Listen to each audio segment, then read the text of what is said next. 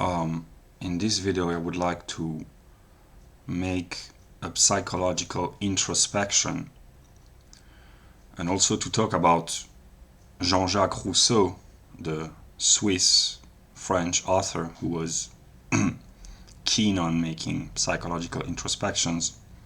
And I will comment on the whole first part of the Discourse on Sciences and Arts, which was published in 1750.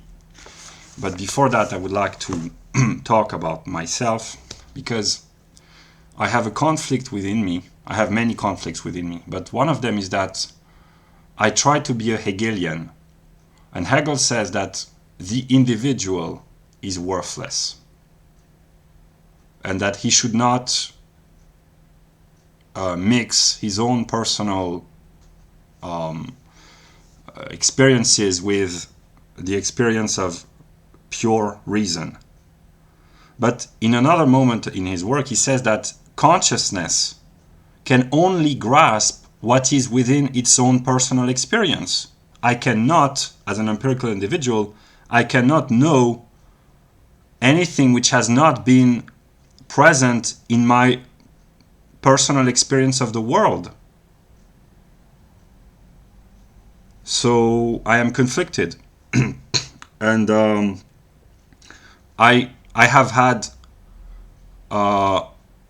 6 love experiences of tremendous proportion in my life.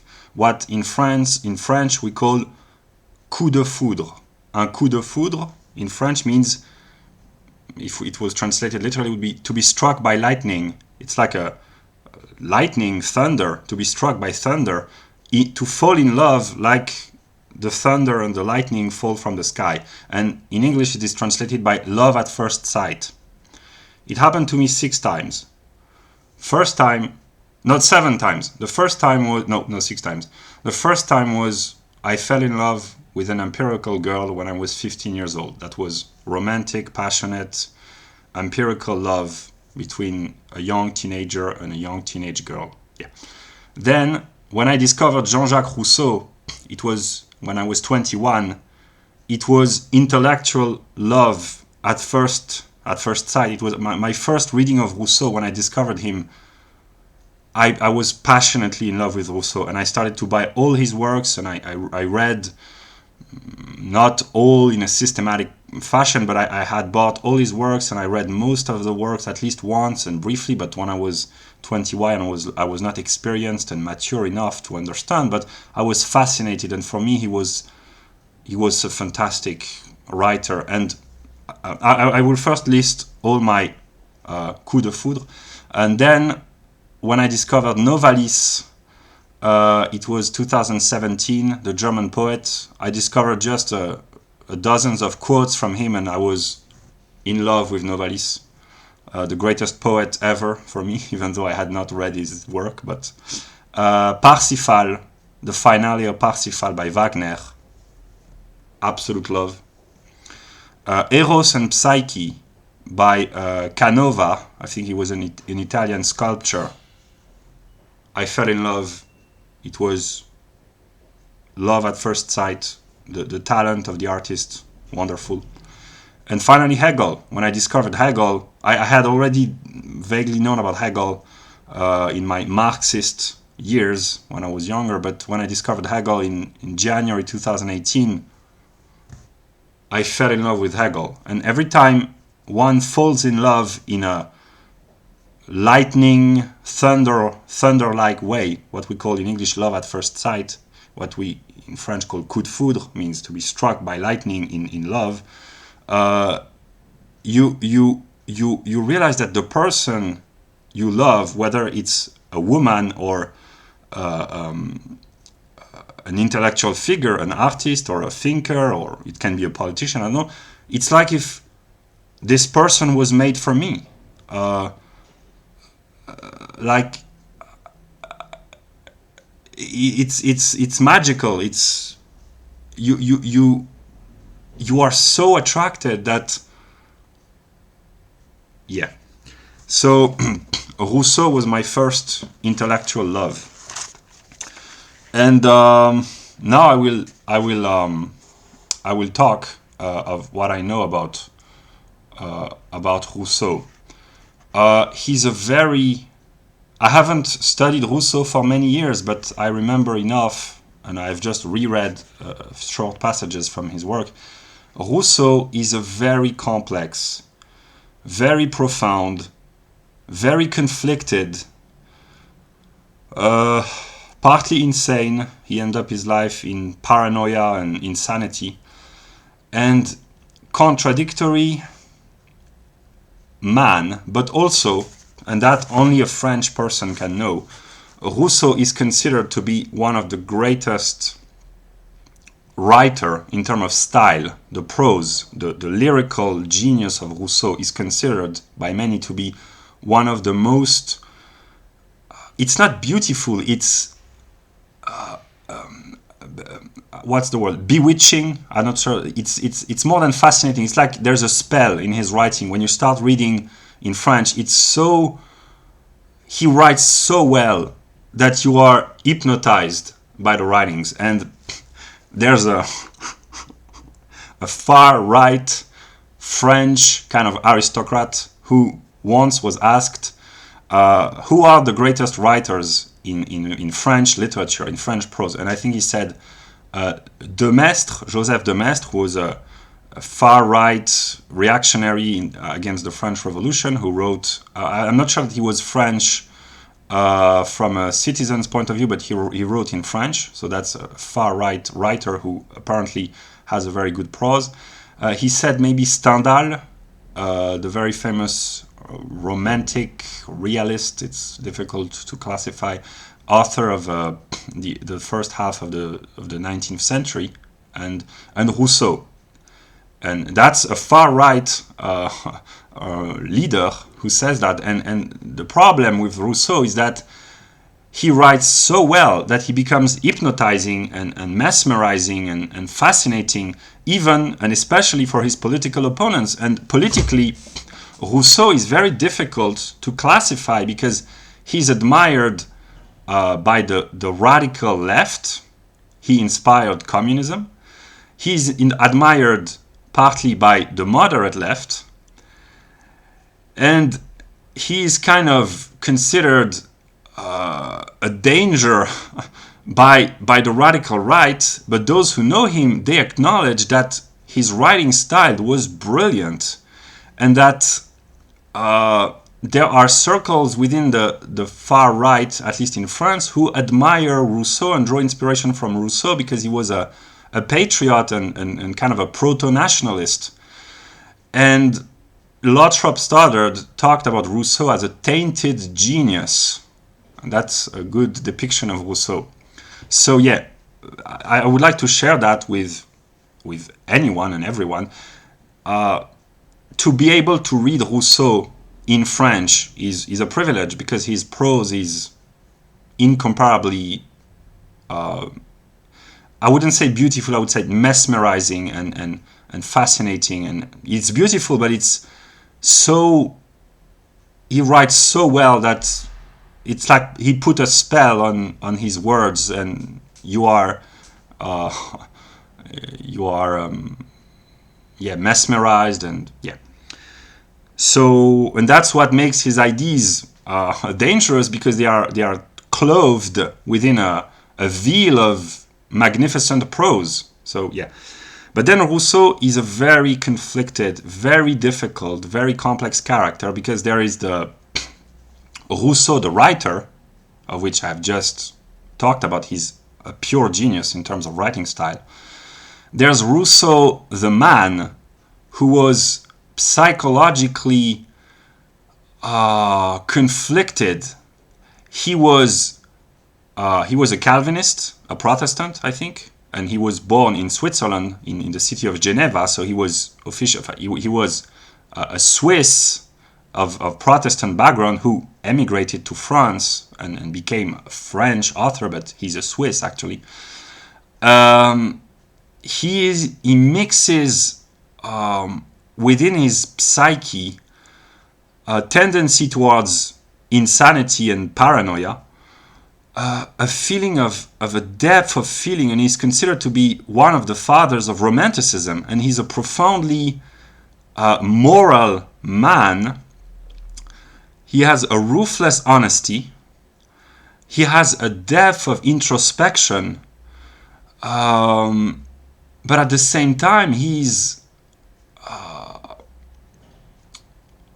I cannot think of Rousseau as being evil, because he's too honest to be evil. But at the same time, he admires ruthless, violent regime, and that's the transition to politics in the political realm. So Rousseau has this contradiction within him of being a very kind, very noble, very, very moral person, and he cried a lot, and he was emotional, and he had deep love relationship with many women, and he wrote his autobiography, which I have never read, but I should have maybe. And at the same time, he had 5 children, and he abandoned his children, and he wrote a treatise on education. And in the political realm, he's considered, so in the literary field, he's considered to be the father of one of the founding fathers of Romanticism.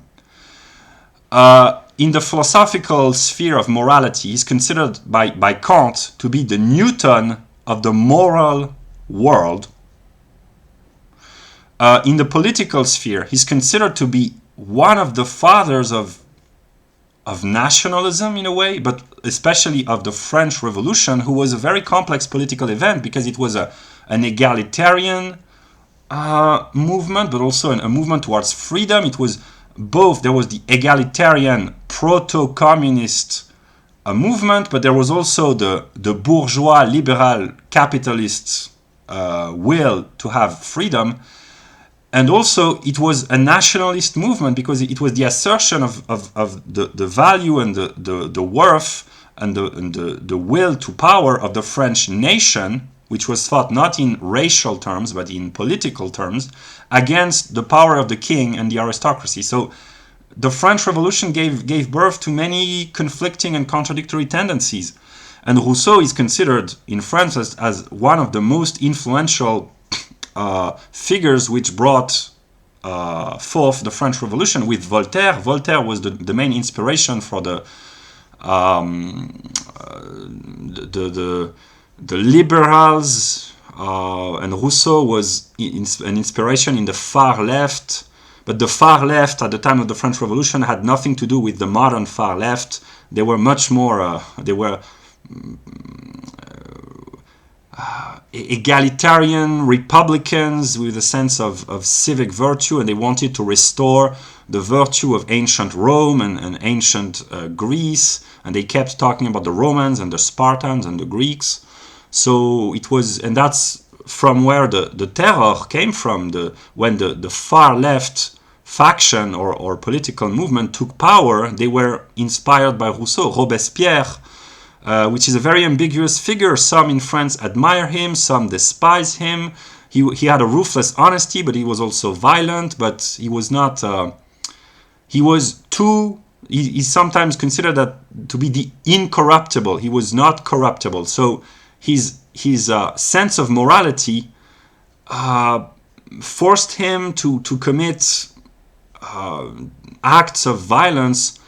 But he's a very complex figure also, and he's admired both by the left and by some people on the right, and he's despised by the middle and despised by the right, so that's very complicated. And he was mostly inspired by Rousseau. Robespierre was Rousseau made political in a way, and Rousseau was already dead when Robespierre rose to power, but yeah. So Rousseau is a very complex political figure. It's not correct to say that he's just a crazy leftist. He inspired many leftist movements from communism and also partly nationalism. It's very complex. So that's the political Rousseau. I've talked about the philosophical Rousseau. He wrote The Social Contract, which is considered one of the pinnacle of modern political thought, and he tried to reconcile and to transcend Hobbes, Thomas Hobbes, the English philosopher, and Machiavelli. He tried to think of the possibility of creating a society of virtuous citizens, and he was not for. There were many caricatures about Rousseau, like Voltaire caricatured Rousseau and said that he wanted us to return to a primitive and savage state, and to become primitives again. But that's not what Rousseau wanted. He wanted to transcend the loss of the primitive heaven, in his view, by creating freedom within the political sphere, which required equality. But he was not a lazy egalitarian, in the sense that he wanted, for him, equality was equality of the ancient Republican Romans and the ancient Spartans, and it came with full civic and also military involvement in public life. And in order to be equal, one had to be willing, men, to be willing to give and sacrifice their lives for the good of the community. So he's a very patriotic, egalitarian, proto-nationalist, proto-communist political figure that's very complex. And the complexity of his thought, and there's this contradiction that he admires. He was full of Plutarch, the Greek author who compiled the lives of the noble Greeks and Romans. He was infused by Greek and Roman examples of high morality. But at the same time, he was so emotional, and he was so kind in his life, and he was intellectually brilliant. He had not a formal education. He did not come from a highly aristocratic family. He came from his father was a watchmaker, I guess. So he had a relatively modest social background, and he resented this lack of recognition.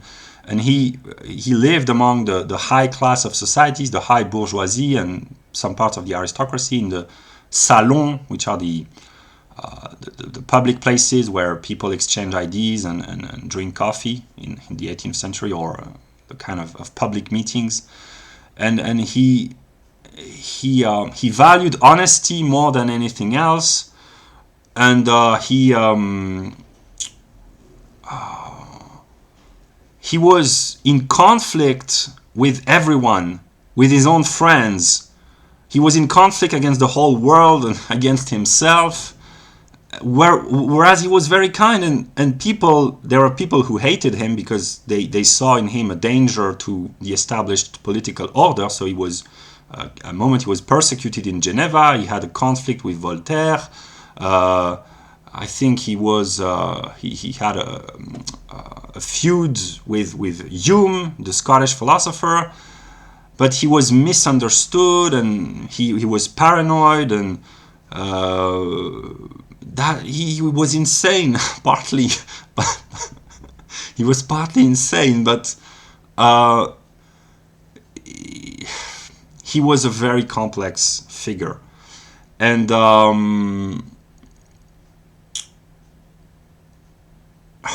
yeah, I will stop there. I think I will make 3 videos. A first one in which I've just introduced what I broadly know about Rousseau as a psychological, political, moral, and philosophical, and vaguely historical character. I've shared what I've known, and now I will make a second video in which I will comment the first part of the discourse, which was the first book which I fell in love with the book, and it's a very contradictory book, as I will show. And I will comment, if I have the possibility, the second part. So I will make two other videos. Yeah, Rousseau was my first intellectual love, and I really was. It was a coup de foudre. Love at first sight, and now I have a lot more experience, and I can reflect upon the kind of mistakes, if one might speak of mistakes, and the kind of the reasons maybe that made me fall in love with the man. So yeah, I will make other videos